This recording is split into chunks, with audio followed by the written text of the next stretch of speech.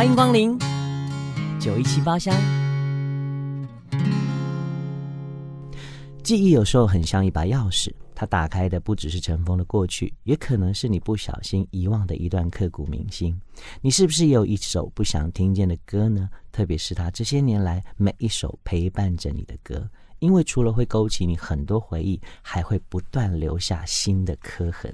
今天917包厢谁来了？我好感动，先听听他唱的第一首歌。掌声欢迎在爱里。站着访问有没有？大家好，这位好，大家好，你好，我终于等到你了。先恭喜你，新专辑受到大家的欢迎之外，前面的巡回又这么的行，终于等到天后来到。别这么说，来到我的节目非常开心，因为我真的很开心发了专辑啊，一定要来找你的。真的，先恭喜你发专辑，然后先送上我的诚意。因为上次听歌会的时候，艾琳啊非常有诚意，她私讯我，大概私讯了1个礼拜吧，她说快一点，这位哥快一点，我们位置有限，感觉也要抢什么？就是发专辑了嘛，2年多了，想要邀请好朋友一起来分享。而且你换了新的公司，换了新的气象，换了新的造型，重点是歌也跟过去更 upgrade， 就是更不一样了。然后我真的那天回来在节目上就马上跟大家分享了，就是当天你很漂亮之外，歌很好听，而且很感动。然后那天我要离开的时候，因为你那时候在做平面的访问，然后我就不好意思，没有跟你说的，没有不好意思，真的不好意思。然后我为了谢谢艾琳那天让我们听好歌又吃好东西，所以我今天也准备了好吃的给你。我已经闻到了因为我知道你最近真的非常的忙，我还很担心说这一次你的宣传期能不能排到我的节目，所以一定要排到。所以我昨天呢晚上我做了这个老母鸡汤，然后让你补身子，你真的瘦很贴心。所以现在给你呈上这个完全是纯手工，鸡不是我养的。而且我跟你说，不知道是我跟你说过还是什么，但我自己本身就很爱喝鸡汤。我记得你有说你很爱鸡汤，因为上一次来的时候啊，就是我送你笔记本啊，或者是给你一些笔记本，我现在正在用着。我们再来好好聊。然后我要谢谢艾琳，她一来的时候就也送我东西，你怎么好意思？你这样我又不好意思。好像我送什么自己讲。真的，她送我小米粥。我相信你应该也是不陌生吧。我非常的不陌生，因为我记得艾琳有给我过。因为就觉得台湾族嘛，小米酒、小米粽，然后我们家又有这种咖啡，我就想说，要送什么？就是每次上节目见到好朋友，一定要有自己的小心意。真的很贴心。但是你的是自己煮的鸡汤，不一样啊，没有都一样。我说都一样，心意都一样。但是我的厨艺就是没关系，我下次可以煮到你家，我可以现场煮给你吃也 OK。真的假的？因为我有厨师执照，你忘记了那中西餐都可以吗？可以。那我好好想一下。好，我跟大家说，这个专辑也像这个鸡汤一样，自己说了吗？因为真的非常的丰富，非常的补。谢谢。对不对？先聊聊好了。刚刚一开始你出道20年有了吧？今年第20年。对啊，20年很重要的20年。你为什么这么多你的成名歌里面挑了《爱了就知道》？因为我想说第20年嘛，我就会想要挑第一个想法就是挑第一张专辑的歌。因为第一张专辑《爱了就知道》，除了大家熟悉的《对的人》，其实《爱了就知道》也让蛮多人那时候搭配林依晨的第一出《18岁的约定》。对，这首歌非常的厉害，在那个时候。而且那个时候呢，我也认识到顺子姐，对，她也进去，就是因为我那时候没有恋爱经验，知道吗？我比较晚谈恋爱，然后会想说爱了就知道我要用什么样的心情跟语气去唱这首歌。当然年纪小的时候唱的味道一定跟现在一定是不一样的啊。上张专辑到现在多久的时间？2年多。2年多你3年，2年多3年。我不知道大家的感受是不是跟我一样，就是你又变得不一样了。但我不是说外形，那这次外形当然很好看，就造型各方面好看。可是我觉得在唱歌的诠释度上面好像不一样。这2年你都在做什么？最主要我觉得真的就还是学习。像我以前可能没有那么爱看书，或者是我就是比较好奇心没有那么多那么重。我的个性很敏感，但是我觉得唱歌、写歌跟我想要求进步这件事，除了上课是一个工具之一，是。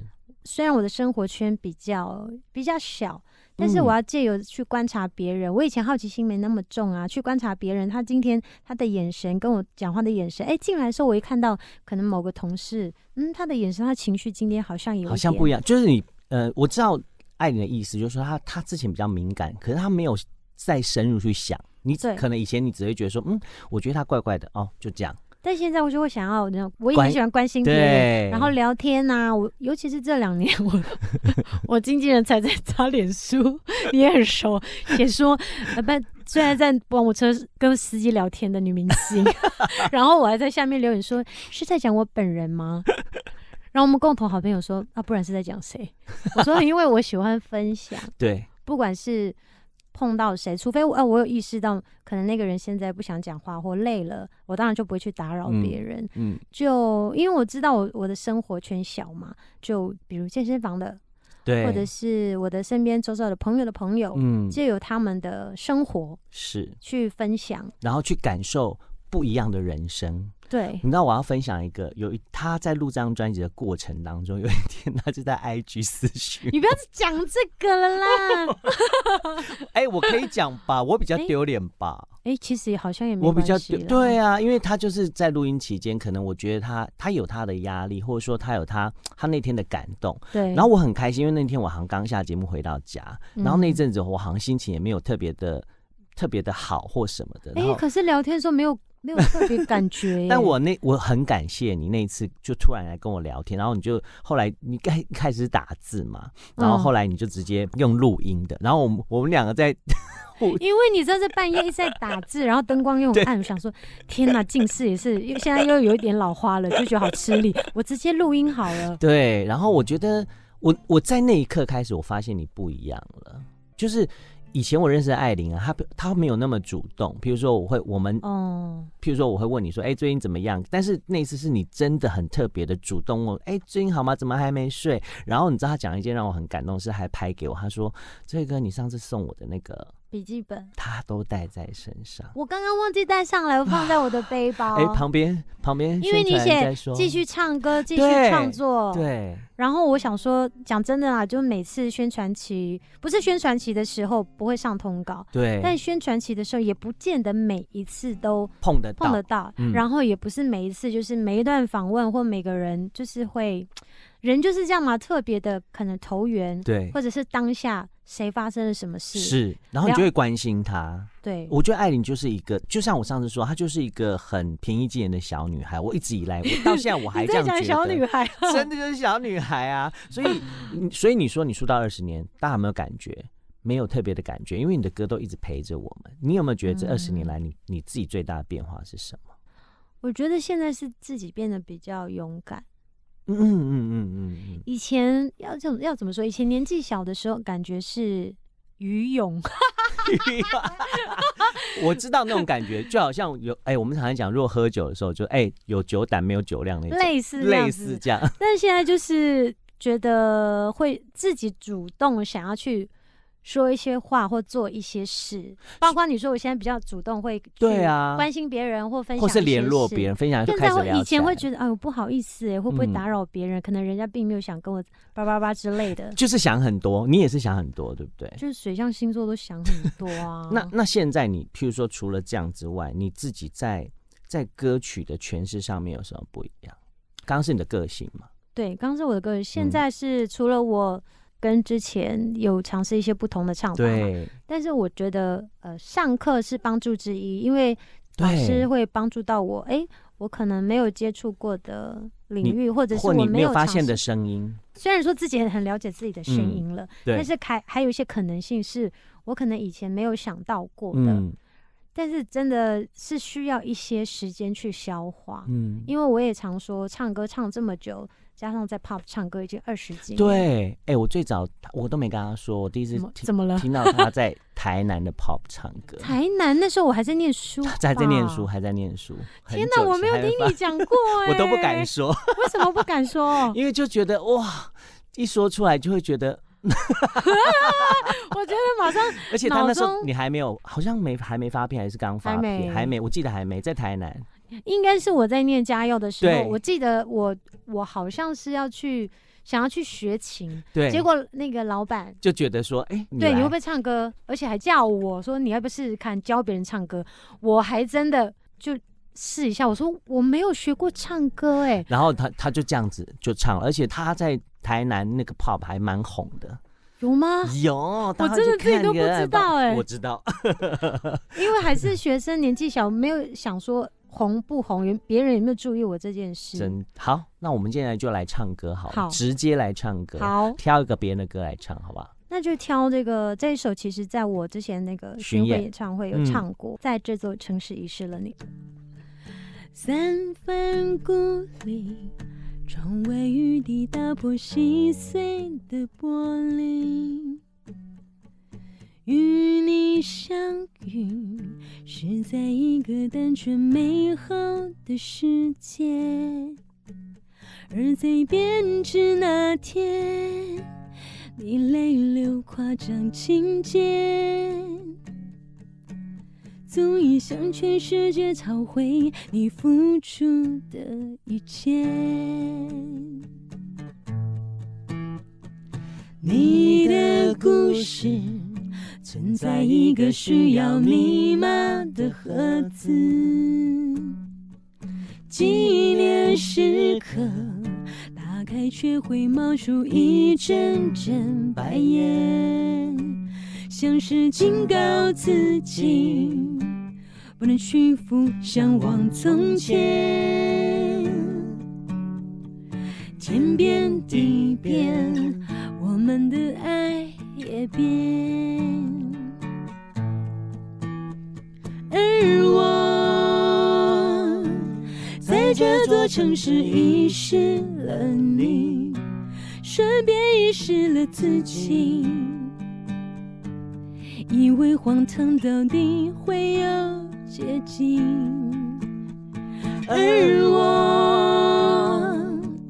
在这座城市失去了你，输给欲望高涨的自己，不是你过分的感情，而我爱你，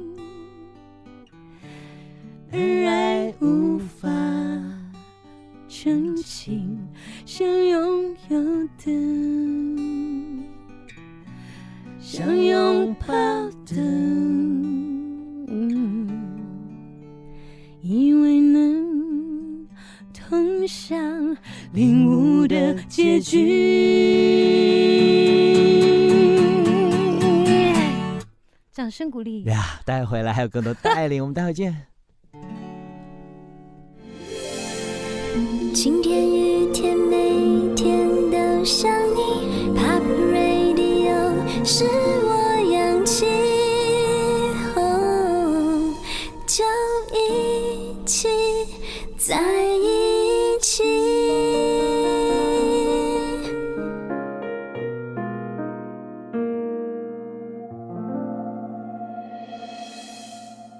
回到917包厢，你锁定是 Pop Radio 联播网北部 FM91.7 台北流行广播电台桃竹苗 FM90.7 好听广播电台。今天来到现场的是公主戴爱玲。公主戴爱玲，我好像很久没有这样称呼自己，真的耶，好像很久，因为我这几年都不太会说公主戴爱玲，我都会直接说我是戴爱玲。你有没有想过啊？就是出道20年到现在，会是现在就是一直都很完美的状态吗？一直都很完美，你觉得一直都很完美？我觉得很好啊，我真的是爱你耶。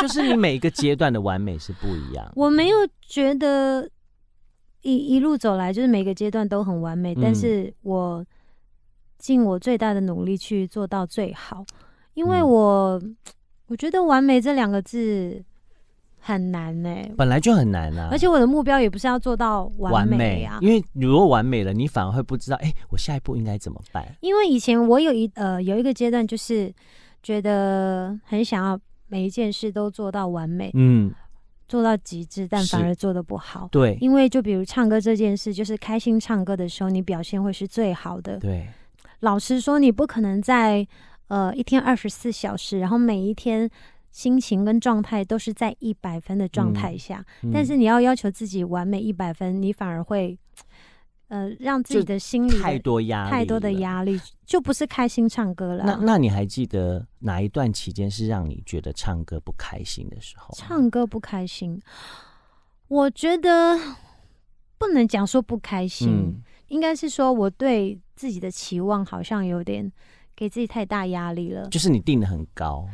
就我觉得上一张就了不起寂寞那张专辑，因为那张专辑其实我的制作期比较短，但是我是需要比较长的时间去酝酿自己的，但是出来像我也并没有觉得不好、当然第一你的事前准备要足，我只是不习惯说哇在这么短时间内我就要完成一张专辑作品这样子。对，然后尤其是我 vocal 的部分，但是我觉得那个压缩的时间出来好像也没有不好，对，只是当时我就觉得我想要更好，然后一直到上一张失物招领的时候，不是不开心，因为我觉得想要突破，我觉得我有点卡关了，就是碰到瓶颈，因为上一张就我也知道，我就想要就是不管是唱法或各个方面是，但我觉得，而且你上一张参与的也很多。对，从上一张开始你就参与非常非常多的东西，而且我制作人也都很棒，很严格。对，小硕啊，对啊，小硕啊，云农啊。但我那张专辑其实像失物招领，特别是这首歌吧，哇，可能是想到现在又想起来了，是不是？对，可能是想到亲人的部分，然后那首的唱法又是比较呢喃说话式的唱法，是我没有过的，我会忍不住又用那种很。应该怎么说？就是平常唱歌的方式，对，就是大家习惯的带领的方式。然后我又想到《失物招领》这首歌词，葛大写的很好啊，我就会觉得每次都想到一些失去的亲人跟家人，跟我自己在这条路上，可能你失去的，你得到有些什么，所以我就会那一首歌，我在录的时候情绪。好难控制，很浓，对不对？因为你一唱歌就你知道哭流泪就鼻音你就无法录音了。那你觉得你这20年来，你有觉得你失去什么吗？年纪啊，青春啊，没有开玩笑，失去什么啊？我反而倒觉得是获得什么失去讲真的，身为一个公众人物，我们必须就是我们得到很多，当然也会失去一些。譬如说，可能一般女孩可以做的事，你可能不太能做。譬如说，你去逛街就被很多人认出来之类的。对，或者你谈个恋爱，你还没有想要公布，还不成熟的时候，对，可能你不可能走在路上跟他手牵手啊、kiss 啊，什么这种正常情侣会做的事。是，那就是出去的时候也是要稍微打扮一下啊。对，就是可能还要顾到一下自己的形象。对，因为以前我私底下真的就是运动服啊、T 恤、牛仔裤，我也几乎都是素颜。但是因为现在人人是狗仔，你知道吗？对，就是可能，而且不要说狗仔，就是可能大家都会说，那我们来拍个照吧，这最简单的。如果我真的不小心素颜，不是说素颜不能看，而是素颜很好 ，OK。哎呀，还不错。但是女孩子总是希望说，在我那么努力的时候，我希望大家看到的状态、声音啊，各个方面都是最好的。我现在比较注意到这些。是，你像我自己出去买东西，因为我都很习惯自己一个人，是，所以我出去买的东西真的不小心是被认出来了。其实我声音跟眼睛蛮好认的。对啊。然后就说要拍照，我说可以啊，因为我不太会。因为人家拒绝别人，你看得出他的眼神，他喜欢你。对，我碰到一个喜欢的歌手，我当然会说 yes， 但是要用美肌哦，我就会这样子。你刚刚说到你习惯一个人，那这几年来的你的爱情观是什么？哇，爱情观哦，还记得上一段恋情吗？怎么可能不会忘记？每一段其实从你初恋的时候23岁的初恋，我也是记得很清楚。到现在的几段恋情，其实我自己心里都会记得很清楚。然后从我上一张专辑在写歌的时候到现在，我就会想说，因为我这个年纪身边的姐妹都有些是结婚啦，或是有伴生小孩，我常常就是带孩子啊，那就会想说，你不会想要找一个伴啊，结婚啊，你要那么喜欢小孩子，对，不会想要有吗？说真的，在我的人生目前为止，我没有一定要结婚生小孩的这个计划，因为我听到很多女生会说，你碰到那个对的人了，你就会知道了。都是你的歌害的啦。哎呦，不要这样子，主唱都没碰到。我就想说，在我人生中，我曾经有过一次觉得好像是，但我没有那么的肯定确定。但当然后来也就没了。那我想说，那可能可能是我觉得我身为一个歌手，我唱歌唱了20年，我觉得自己的社会经历体验没有那么丰富，所以我觉得老天爷会在让我在感情这条路上就是跌跌撞撞，因为他要让我在感情这一块，因为我感情又很丰富啊，对，多跌几次跤，然后在每次摔倒的时候，我觉得感情是一定是彼此的事，是最重要的是我要怎么看我自己。对，而且我觉得每一次就是可以让你更了解你自己。对，因为你每次的对象一定多少不太一样，一定是这样子啊。对，然后每次不一样，哎，怎么又失败了？是因为什么？讲真的，你在年纪小的时候不太会想说要去检讨，对，因为年轻的时候你不会觉得啊，我就是青春嘛，你不会觉得哦，时间在慢慢的流逝。可是是真的，当你到然后35岁过后啊，到我觉得特别明显，就是39岁快到40岁的时候，我刚好也在筹备上一张专辑的时候，我觉得到现在这几年特别的明显，长大的速度比以前就是 double 的快。然后你是不是觉得你更会跟自己相处？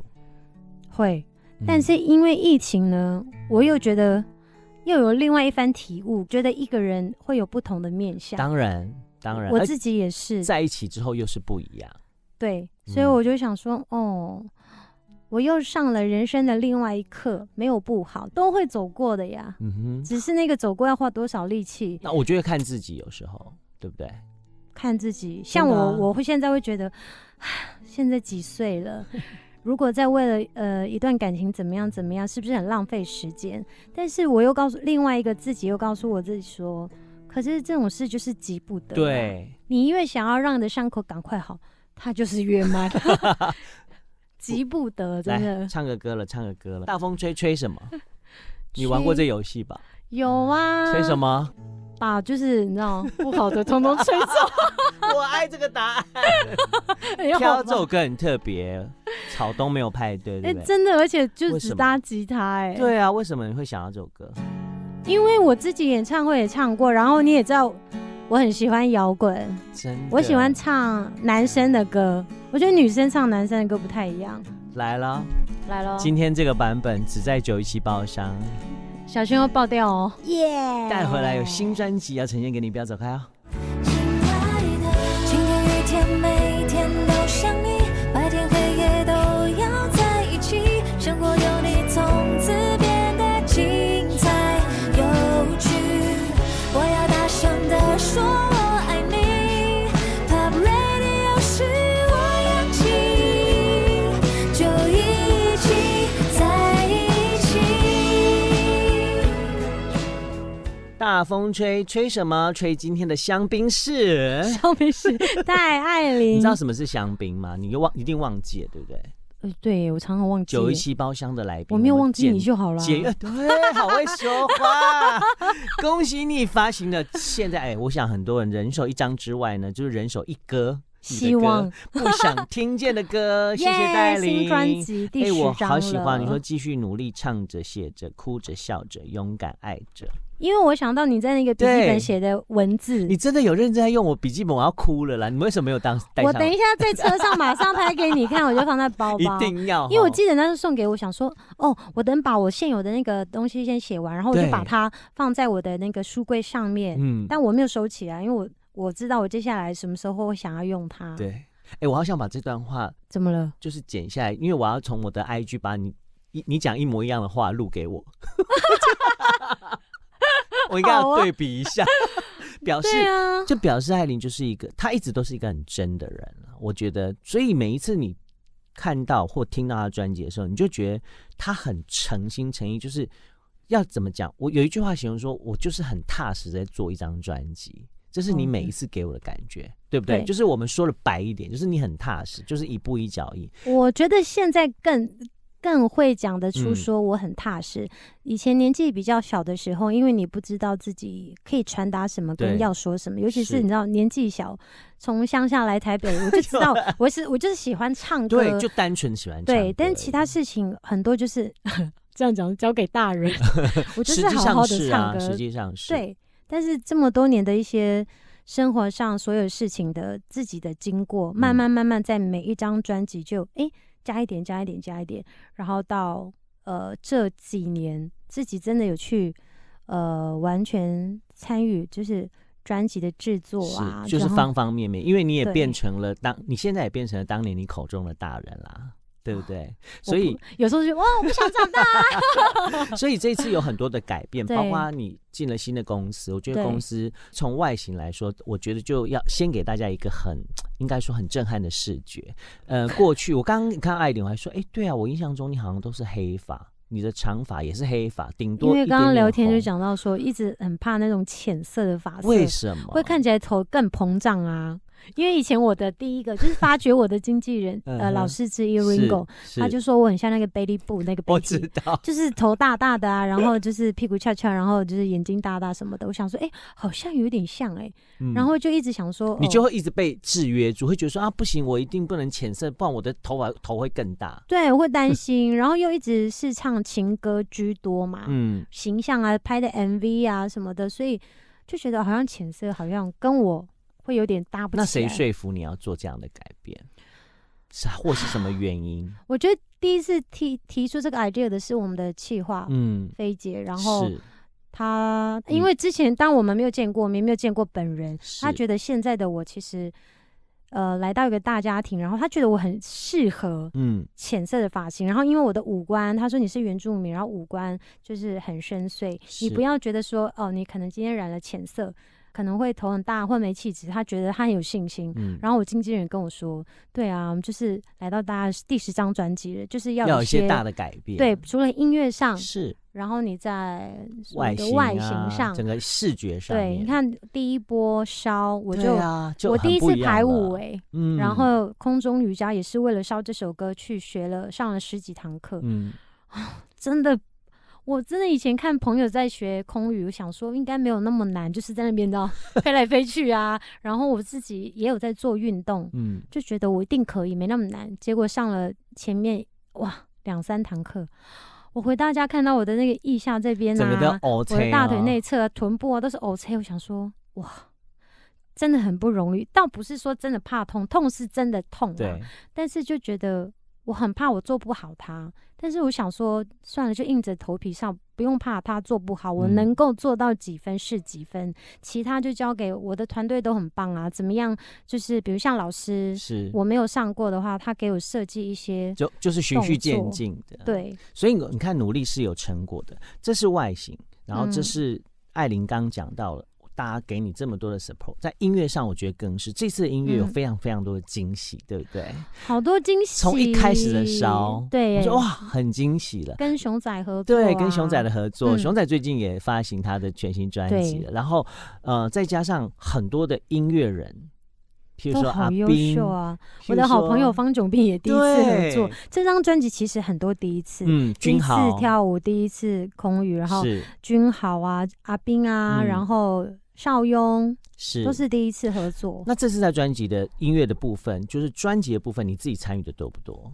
多呀，其实刚开始就在选歌的时候，像第一首烧就想说，一个新尝试要有一个你知道气势，对，而且其实我自己也很喜欢跳舞，希望那个开门的感觉是 Come on， 戴爱玲来了，一个崭新的自己。是，但是她在崭新中，我觉得很特别的是，我们又可以想起曾经陪着我们这么多年的戴爱玲，我觉得这是最不容易的。因为我觉得，我记得艾琳跟我说过，她说我其实我很幸运，到现在我还可以一直唱歌，一直做我自己喜欢的事情。我一直每天，特别是这2-3年，每天早晚都会跟我的祖灵说话，然后跟自己说，我好幸运，好感恩。起床啊，然后睡前啊，对，特别是睡前的时候，因为你睡前我自己会想一些事情，去沉淀一下我今天做了什么，没做什么，然后明天的计划是什么。对，然后讲到祖灵，你看这一次还跟我们金曲歌王合作3不1，对不对？我都叫他国际巨星。而且我觉得很厉害的是，这个古调吟唱的部分是我其实也很少听你这样子，就上一张专辑有，可是那种都比较家人的，是不一样的。这次是你知道一听就是公主的身份的那种唱法。其实本来是没有我的，然后后来呢？因为我想说这个电子曲风的也是第一次唱嘛，是，然后就想说找国际巨星桑布伊来加一些原住民的，你知道，所以吟唱，我觉得那个音乐上的刺激跟火花那个冲突感很特别，对，就像平常可能穿衣服大家有些混搭，音乐上也是也可以，就想到他，因为这么熟悉的好朋友，嗓音这么好，但是他在录音室其实他也是一个很凭感觉的人，是。然后本来是没有我，然后我进去的时候，他加油啊！他们说，你要不要唱一下？我说我，吟唱可以吗？他说你没有做过这事情吗？我在野火乐集10几年前有唱过《甲骨答应》，但是因为那个方式跟哼唱这首伎俩后面的吟唱，位置也不一样啊。其实它发生的位置也不太同，我没有可以清唱一小段吗？嘿呀嘿呀嘿呀。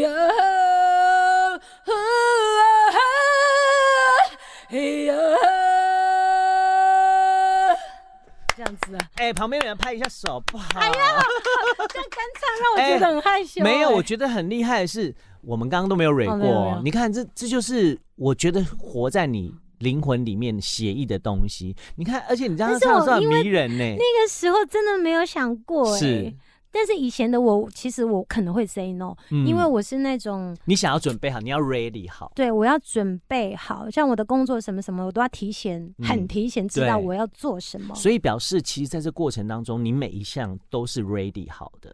然后我觉得很酷的是，我们刚刚讲到熊仔，讲到有自己的古调吟唱，这一次也没有漏掉你的摇滚。我们最近听到就是跟 Trash 的合作，不可能不摇滚吧？一定要的啊。我骨子里就是摇滚的灵魂啊！对，而且因为你看，从很多人的合作里面，不管你跟阿令，还有最经典你跟信的合作，我跟哥都合作3次，对，3次。所以跟信的合作跟 Trash 合作有什么不一样的地方？因为我知道都是摇滚，但是摇滚都是精神，都是态度。对。但我觉得他们会一样在你身上找到，就是我们要合作，一定有他们的原因之外，我也很想知道你在跟他们合作之后，你觉得那个感觉？有一种感觉是都没有变的，都是无所畏惧的感觉，因为我觉得摇滚就是它就是态度。对。但当初就是刚开始跟信哥合作的时候，你让我初出茅庐的小女孩，但是我那时候唱歌好像也是没在怕，有完全没在怕。但我有记得我哥跟我说过，就是我在录跟他第2次合作《千年之恋》的时候，在老师的家里，然后第一次就是听我唱这首歌，他说我唱《千年之恋》的时候就是天使跟魔鬼的综合体。对，我说哦，坏坏惹人爱也不得了，坏坏惹人对是第一次的合作，因为其实我觉得真的就是像我动力火车也是唱摇滚，是我自己觉得排湾族好像就是天生，我觉得天生。所以这次你有感染到 Trash 吗？你有感染到？当然有，因为想说来到大家庭，没有说刻意一定要跟公司的某合作，是真的喜欢他们的音乐作品。然后我自己听到阿叶的声音，我就一听，毕竟唱歌也唱这么多年，我知道说，我跟这位歌手合作，我觉得可以蹦出什么火花？对，果然，我告诉你，这歌而且他们真的很优秀，他们很棒。他不止阿叶，我觉得他们乐手被你传染了啦。就女王啊，然后奎刚啊，博文，其实每一个他们真的都很棒。然后我们一起在他们的工作室聊天的时候，我在想说，因为 Rocker 一开始见到就会闹，比较不多话呀，但是因为接触到信哥之后，到后来他们其实我本来没有想到说会这么快进入状况，结果在一起工作，然后聊天啊，觉得其实马上就有感觉。我觉得因为唱歌唱20年，你会想要像专辑跟熊仔跟 Trash 想要跟现在这个世代的音乐人合作，因为这样才会不断的创新求进步。连跟他们唱歌，现在唱摇滚也没有说就是那种撕裂声很多。我觉得这个就交给阿叶，就是不一样的感觉，不一样。好了，讲到不一样的感觉，我们新专辑要挑一首歌，在917包厢才有的感觉。当然就要先唱主打歌啦。哇，这歌真的很厉害。你人生有什么不想听见的歌？我最近会常被问这个问题。对，我跟你讲，真的，我不想听的歌就是很多，爱了就知道。怎么可能？我认真。为什么？我认真。为什么？我可以知道吗？先唱哦，好。待会儿来这一段节目，别走开哦。晴天雨天，每一天都想你。Pop Radio 是我氧气，在一起，就一起在一起。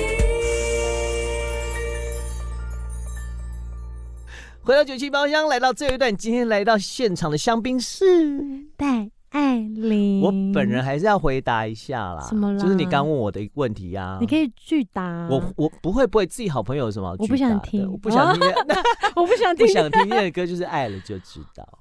我真的是荣登荣登对冠军宝册。有没有人？你在这过程里面有没有真的不想，就是一首不想听的歌是你的歌？我好像还没有问过。这你问我真的假的？